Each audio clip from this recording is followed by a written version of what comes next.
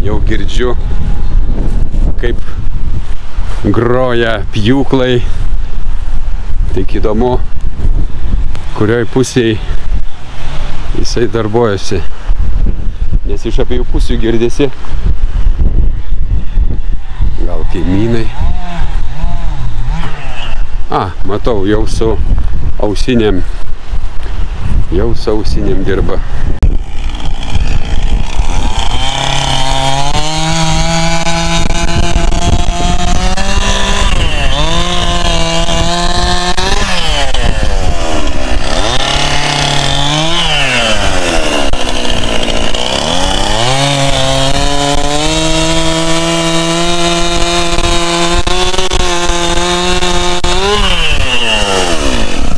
Ir kas čia bus? Ar girdėtų mane?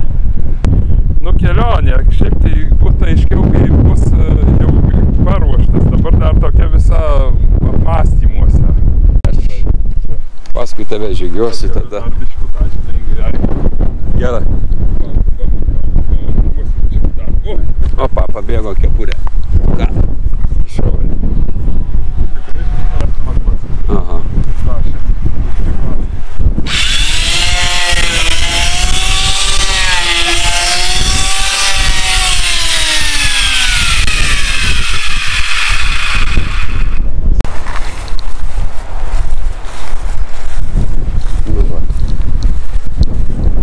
Tekim neblogo oro, šiandien žadėjo stiprų lietų, bet kažkaip kol kas nepuola. Ar buvo pas tave lietaus šiandien? Lietaus. Oi, tas grožis. Žinai, tokius Čia tai grožis. Myli gėlės, Kęstuti? Myli gėlės? Myliu gėlės. Ir gamtą, ir gėlės. Bus į tapkutes. Nu ir ką? O kur tu nori? Kur aš nusipelnęs, labiau ten ir sodink. Ar aš... Aš nežinau, čia galima, čia tai reiktų patiesti, kad biškai šilčiau būtų, jei intekas nori. Kad nešaltai, žinok, čia pas tave šilta.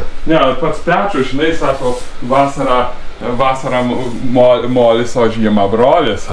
Nu taip, o, žiūrėkit, gerbimi žiūrovai. Koks? Liucija. Liucija, oho. Dar tu linkusi pasimaivičiai, kiek, ar čia tavo pasisveikinimas toks, Liucija? Tai kiek tau metų, Liucija? 15. O, tai senjorė. Iššokius eina turbūt, kam per 60. Pirminau atgal duoda, manau, čia jį.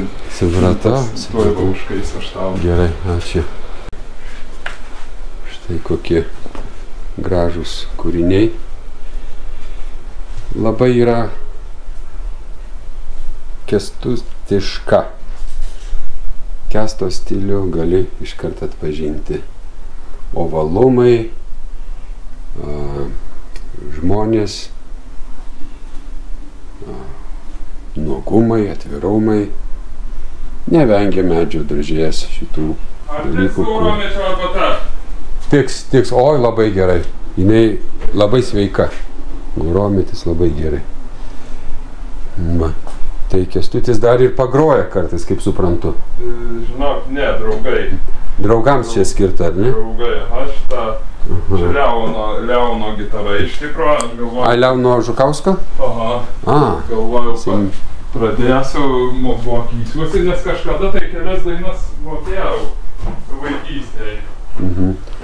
Buvau nusipirkęs gitarą ir mano draugai paskui subaladojo gitarą ir baigėsi mano grojimai. Supratau.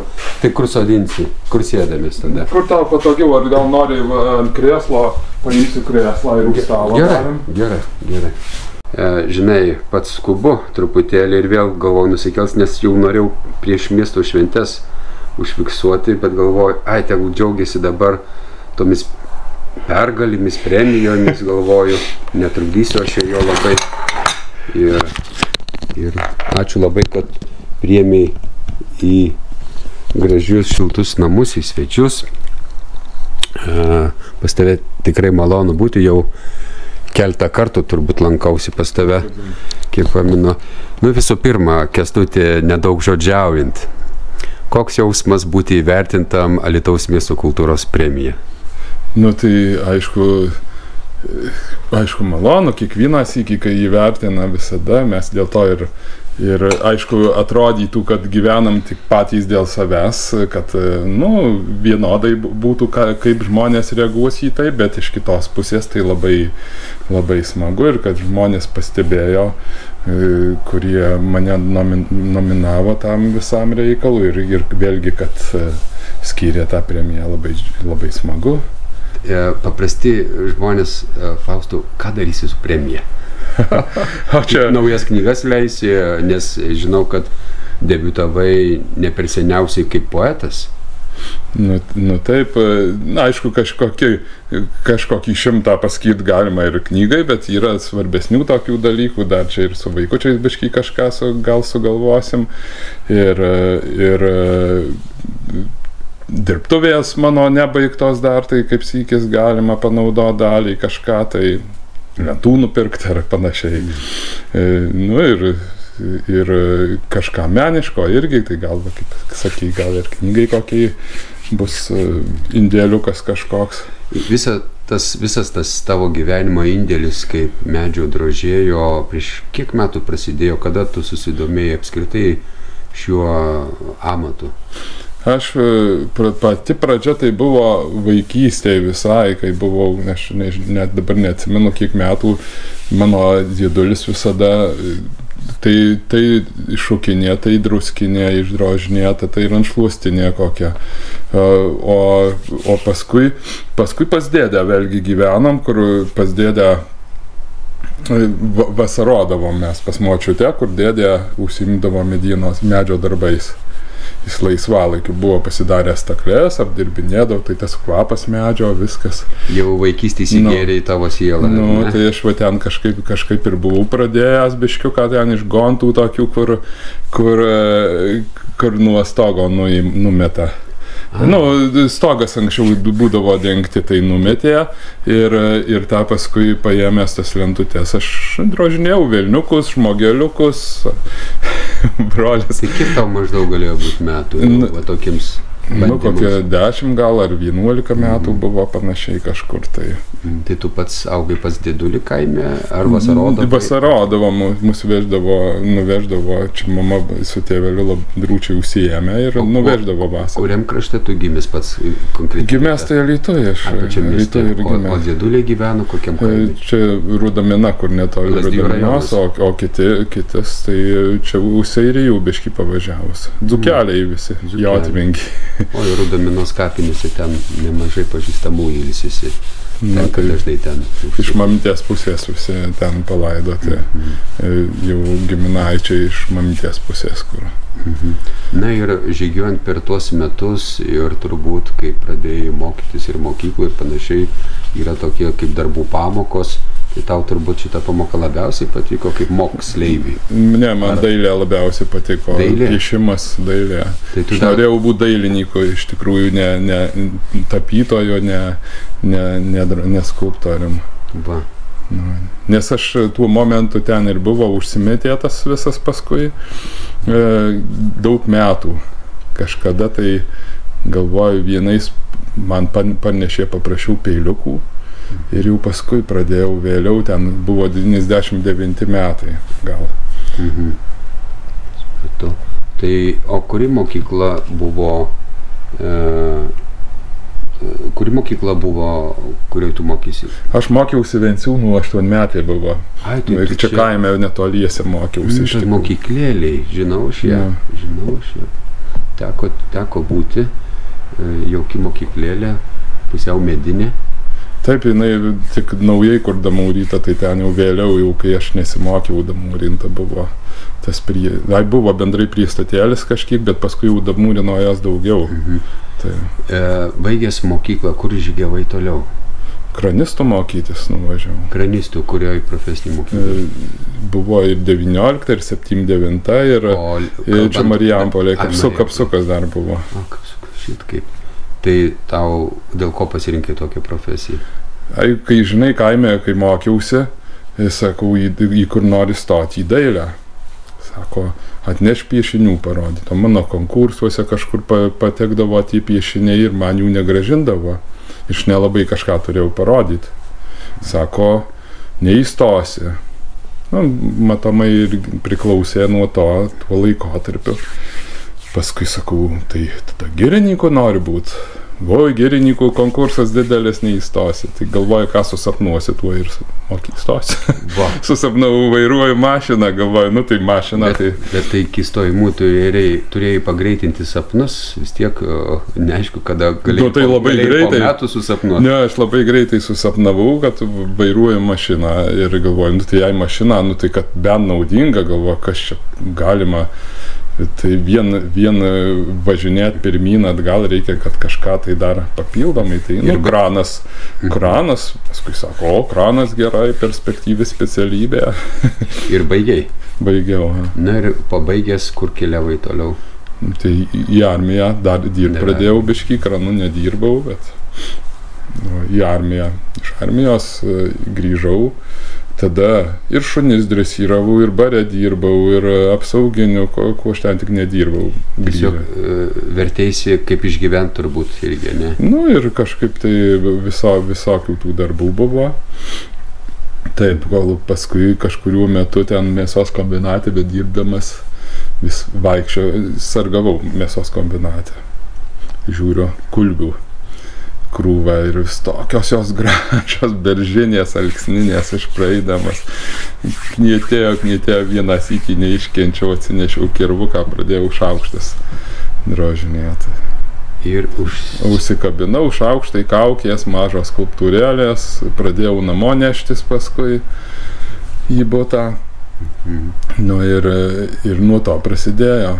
Paskui kažkuriuo metu parodą padariau. Dar Dzyvuose pirmą. Ir tai ten labai greitai paskui tas ėjimas buvo tokis. Tai štai kaip medis tavęs nepaliko nuo vaikystės. Pertrauka buvo, reiškiasi, nes tapyba, kranas, armija, baras, sargavimas ir panašiai. Visokių ir statybos darbai visokių buvo, turėjau aš. Ką tau reiškia medis? Tai medis tai šiluma, man gamta, viskas. Aš čia kur ir knygoje net parašiau, kur gale, kad palauksiu. Kad čia dažnai biškį ant ekspromto. Liesdamas medį jaučiu energiją, šilumą kvėpuoju ir susilieju su juo. Augantys medžiai gydo, guodžia, įkrauna, šildo. Išsaugau ir sodinu medį, kad jis gyventų kartu su ateities žmonėmis. Tai aš būtent medį ir man jis patinka ir drožinėti, ir liest, bet man jis gyvas pats labiausia patinka, kai jis gyvas. Tai nes jis pats kaip kūrinys yra kiekvienų metų laikų skirtingas, kitoks ir mums duoda tos ir oras kitokis, ir paukščiukų daugybė, ir vabalėlių visokių, jame ten žvėrelių gyvena, kai ir ypač senos sodybos, kur yra tie seni, vis pasvajodavau apie, kad pas mane būtų jau didelių medžių, bet tie, kurie turi didelius medžius, kažkodėl juos pjauna, o kurie nori didelių, tai jie tik turi patys susiaugyti, užaugina kitiem. Kuris medis, su kuriuo medžiu taip maloniausia dirbti? Tai iš tikrųjų, kad kuris ir tas švenčiausias netgi, ąžuolas ir dirbti su juo maloniausia, nes kietas, bet vėlgi, kai smulkesni darbeliai iš liepos.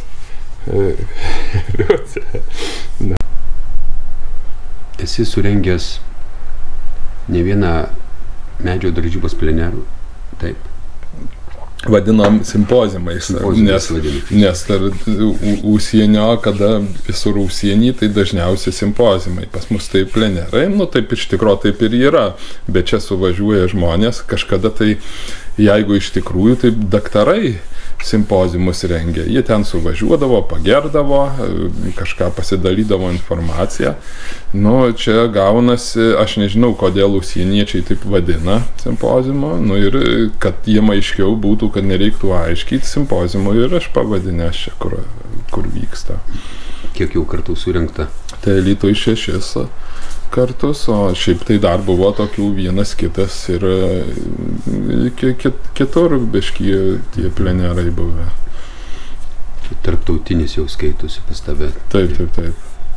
Tai jau dalyvavo iš 15 šalių skulptoriai šitam simpoziume. Ir dabar net galvoju 35. Buvo 35 skulptūros, paskui šitą dar vartai atsirado, tokia trijų kompozicija, tokių stambesnių skulptūriškos kompozicijos 3 ir vat pernai 11 naujų darbų atsirado, kur jau nusitiesė ten link registrų centro, link Dailidkės. Iš šalies stebint tave, bet ne vienam žmogui esu girdėjęs ir aš tą patį galiu pritarti, kad stebint Kęstutį Benediką atrodo žmogus ne tik aukštas, ne tik taip toks stiprus, bet ir ramus, besišypsantis, atrodo kaip ir laimingas, bet kažkom viduje kažkuris yra kartais matantis kažkokį kitą pasaulį, nuėjęs kažkur, ar tu ten kažkur dalyvauji kūrybos procese, ar kažkokiuose išgyveni jausmuose su kūryba, ar dar kažkom. Bet įdomu, nes iš šalies taip atrodo, nu, tai kažkokias mintis nešiojasi dažnai. Tai matai, kad aplinkui tas pasaulis tokis pagedęs yra ir dažnai tos mintys norisi kažkaip tą pasaulį padaryti laimingesnį, gražesnį, geresnį. Kodėl tą reikia daryti? Todėl... Kas tave virpina, kad tai reikia daryti? Nu, tai maloniau, kada žmonėms sekasi, visada malonu, džiaugsmas, kada jiems sekasi, kada jie, nu, ir vėlgi to šypsenos veiduose laimingi žmonės vaikščio. Tai kiekvienam, aš manyčiau, tai maloniau. Ar tu pats laimingas šiame gyvenime tai, kas susijęs su tavo kūryba? Kas su kūryba susijęta laimingas, tikrai visada naujų siekimų yra, tai labai įdomu, nes kiekvieną sykį viskas kažkas kito, nes nėra tokios rutinos, kad va čia šiandien šachmatus drožiu, rytoj, poryt ir 10 metų į priekį šachmatus drošiu, ten pėstininkų šachmatų. Menininkai tai sudėtinga jau būtų tą patį. Nu taip. Iš kur gimsta mintis, idėjos tokiems naujiems dalykams atsirasti?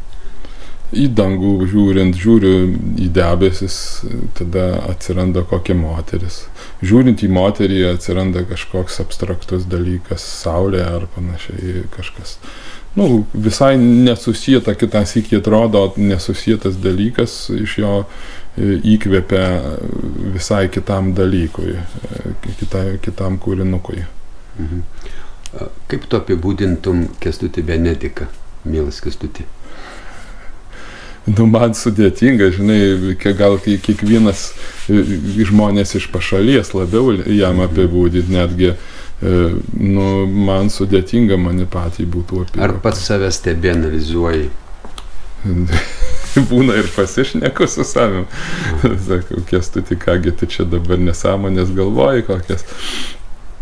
Tai analizuoja, aišku, kas be ko analizuoja, tik tai gal labiau vidinis ir sudėtingiau, vat gal skaitant knygą išlenda kažkas, tai va, jeigu skaitysit mano knygą kada, tai joje rasit toj poezijoje, vat apibūdinimas iš tų minčių išėjimas, tai kaip ir mano būsena kažkiek, tai ir tai ne dabartinė, tai vat prieš tuo metu, kai rašiau. Ir dabar norėčiau prieiti prie tos temos, tai būtent apie Anzelmo Matučio poeto, vaikų poeto parką, pušynę.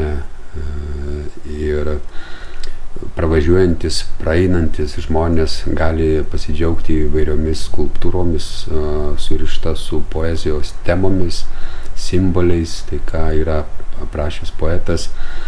Ir sustoja, vieni atsisėda, kiti paglosto, kiti prieina, pasisupa ir panašiai.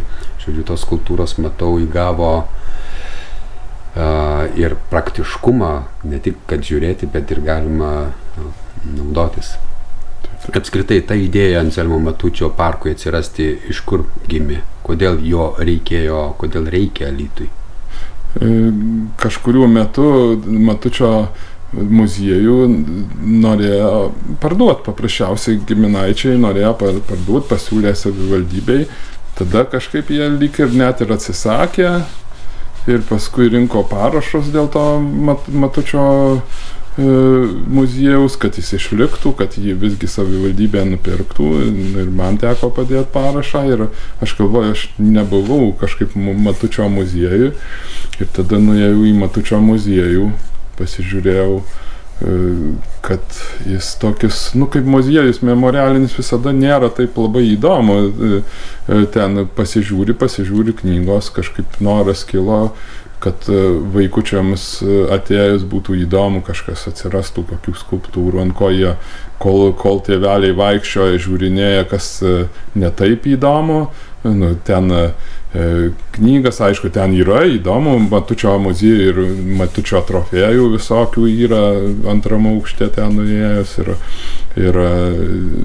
bet tuo metu ten buvo, ne taip, tai aš norėjosi, kad jis trauka atsirastų, nes toks rimtas poetas, Alytų garsinės ir ne tik Alytų, jis ir Lietuvą garsinės ir norėjosi, kad kažkaip jį paminėt, o kartu ir aš vis važinėdavau į daugybę simpoziumų ir norėjosi savo mieste padaryti kažką panašaus. Tai tas Matučio tema ir užsikabino labiausiai. Sakyčiau, tau labai pavyko, nes ne kiekvienam mieste galima pamatyti ryškų poeto pėdsaką atskleistą per knygą, būtent skulptūros formą.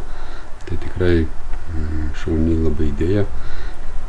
Kiekvienais metais vis papildai skulptūromis. Kas antri metai.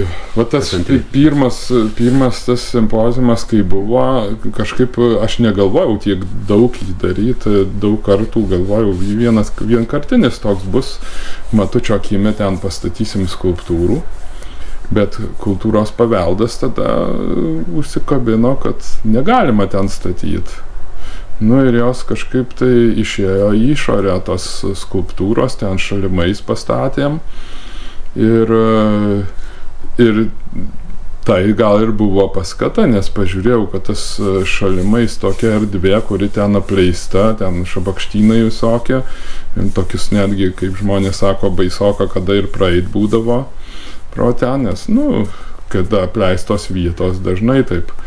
Ir tada kilo mintis padaryti tokį, kaip ir skulptūrų muziejų iš įvairių pasaulio šalių, įvairių stilių,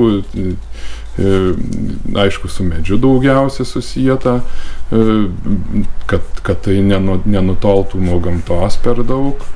Ir paskui pradėjau tęst. Dar vienu momentu net ir parašų parinkau, pasižiūrėjau, ar tikrai čia ne man vienam tai rūpė, pasirodo, kad labai daug žmonių rūpė. Tai ir surinkau 1111 parašų, kurie užbuvo, ir dar 3 žmonės atsisakė. Tai iš to kiekio, tai tik 3 žmonės atsisakė. Ir tai vienas skubėjo, kitas sakė, aš niekur nesirašinėjau, man patinka, bet aš nepasirašysiu. Anzelmo Matučio parkas. Pušynė šalia vaikų poeto Matučio memorialinio muziejaus. 2012 metais pradėto statyti medžio skulptūros. Jie sukūrė ir miestui padovanojo 4 medžio drožėjų simpoziumų dalyviai. Simpoziumų temas apibrėžė skirtingi Matučio eilėraščių rinkiniai. Parke galima pamatyti daugiau nei 40 skulptūrų. Jų autoriai buvo atvykę į simpoziumus, Alytuje iš 13 šalių. Ne tik vaikams skirtos skulptūros vaizduoja eilėraščių personažus, ar yra įkvėptos poeto kūrybos. 2018 metais parkui oficialiai suteiktas Anzelmo Matučio vardas.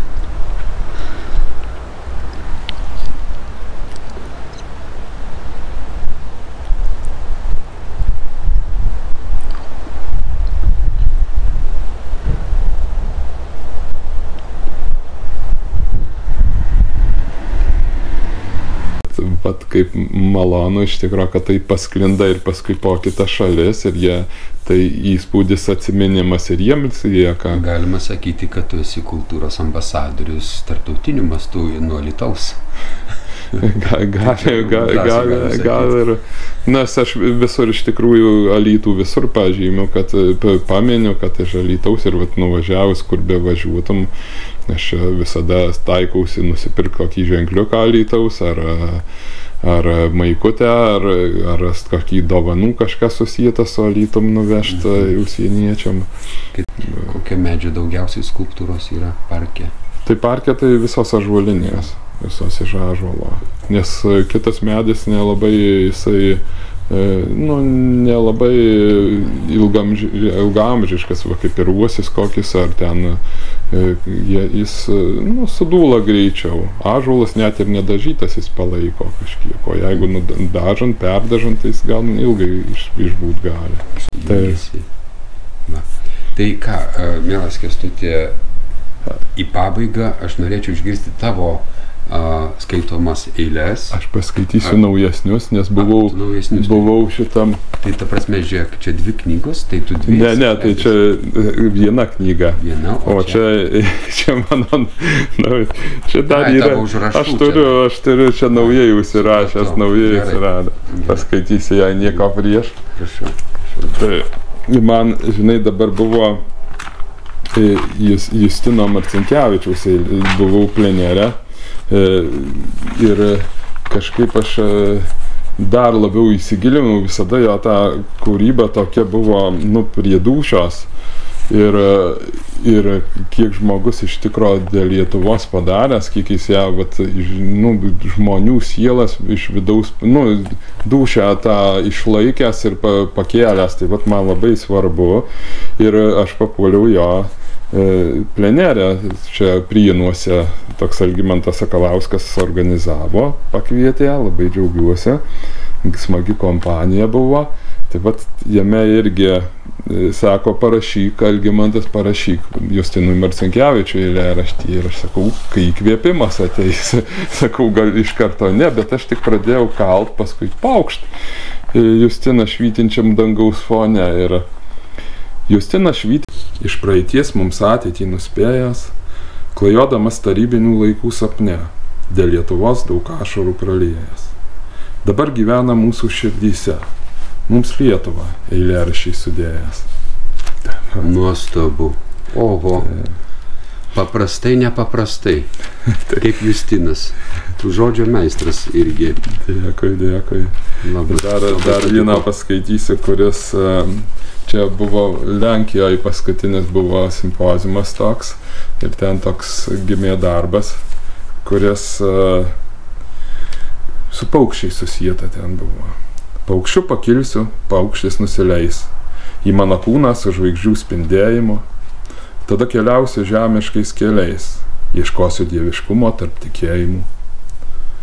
Sparnus, kol širdyje ir vėl sparnus išskleis, pakils visiems su meilės palinkėjimu. Susipyniau beskaitydama. Viskas šaunu, nuoširdu, tikra.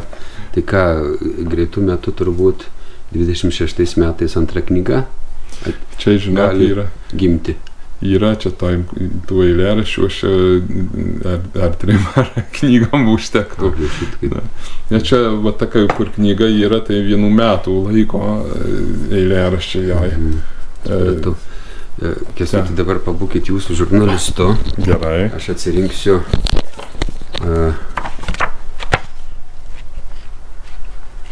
kuris čia eilėraštis toks. O, gerai. Dabar dabar galima atsisukti, kai mes.